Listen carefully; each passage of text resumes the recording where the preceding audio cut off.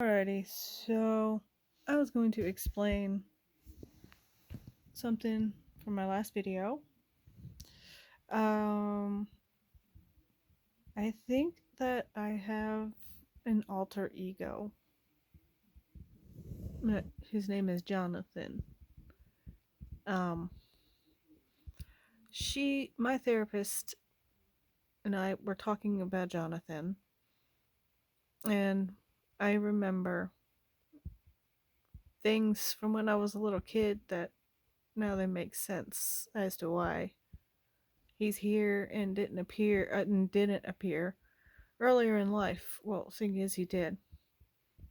When I was a little girl, I had a best friend named Jonathan. He was, you know, quote unquote imaginary friend. I didn't know what psychology and stuff about it, but he came about even back then. And that's why I felt like a little boy sometimes, because I was a boy. He was present. And, I don't know. Uh, she doesn't know, my therapist doesn't know if it's like, um, actually like DID or whether or not I came up with it as a defense mechanism when I was a kid. But we also discovered there's another one. His name's Ezra. I'm trying to get to know him, whatever he is. So this will help with that.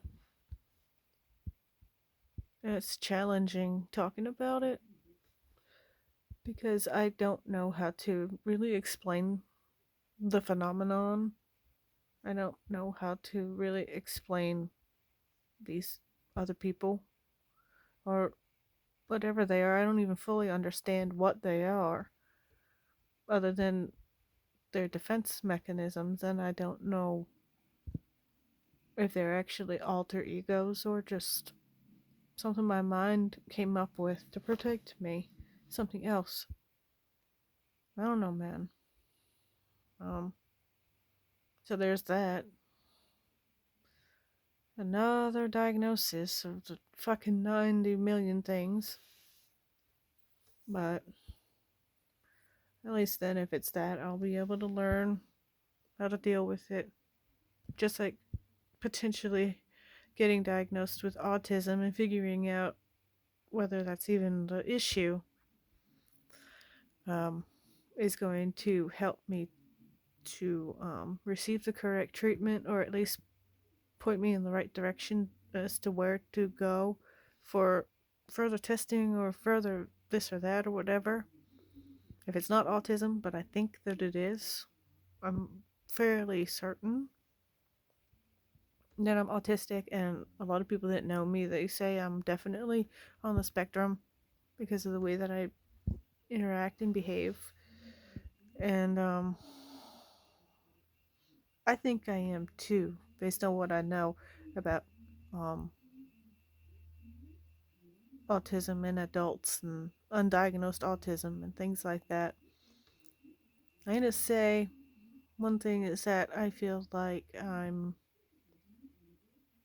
shut off from the world and kind of stuck in a bubble where I don't understand um, the world properly, and I feel like I just kind of stepped outside of solitary, and I don't know how to interact with anything around me properly, and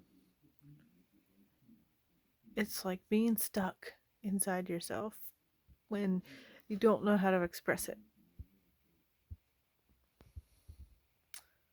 It's hard without a diagnosis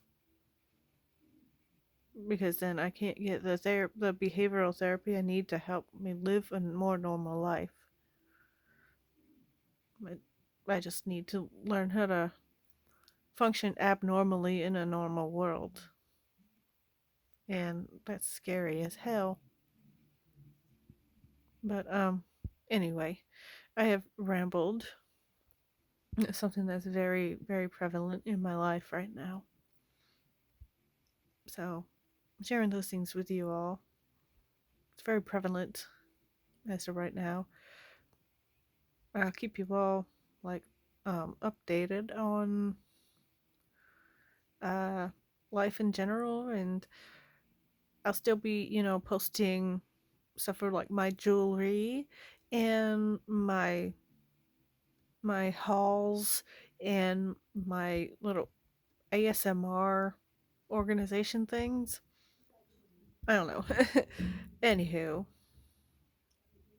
I've had lots of events, and things seem like they're going upwards for me, so I'm really happy about that. And I'm hopeful for the first time in a long time, and I'm stronger than I ever have been. I'm getting so much closer to loving myself. Like, I like myself now. I like myself a lot at this point, but I don't know about loving me completely. You know what I mean? And then again, I think that I do because I'm wanting to take care of my body and to protect myself and to be safe and protect me. I love myself enough to protect myself and I care about myself enough to do that and to make the very hard decisions to protect my mind and my body and ultimately my spirit.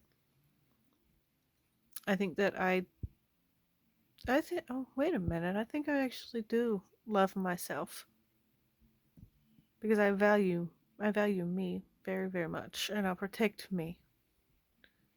I'll do what it takes for me to have a good life and to honor my body and my mind and spirit, keep them in harmony.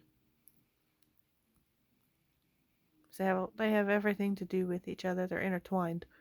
So yeah, and I've been living more by my intuition, which has been awesome because I'm an empath and a a bit clairvoyant. Um, I've had a lot of psionic things happen to me. Um, but yeah. Oh, speaking of psionic, I watched New Mutants last weekend, and oh my god, I fell in love with it. I just absolutely fucking fell in love with it. I don't know what it is about it. It was just such a neat movie. And I looked up what psionic meant because I wasn't sure. And I found a bit of a rabbit hole. There's a book called Scions, written in 82, I think, and another one written in 1950 called The Greatest Invention. And there's also a book called The Electric State that I want to read. I really like, you know, science fiction, especially, like stuff to do with psychic things and paranormal abilities and all that shit. So I think that is why I completely fell into kind of a love for that movie. And I don't know why. It just, and I learned what psionic means. So that's good. I don't know why. Just fixated on on weird shit. But then again, so are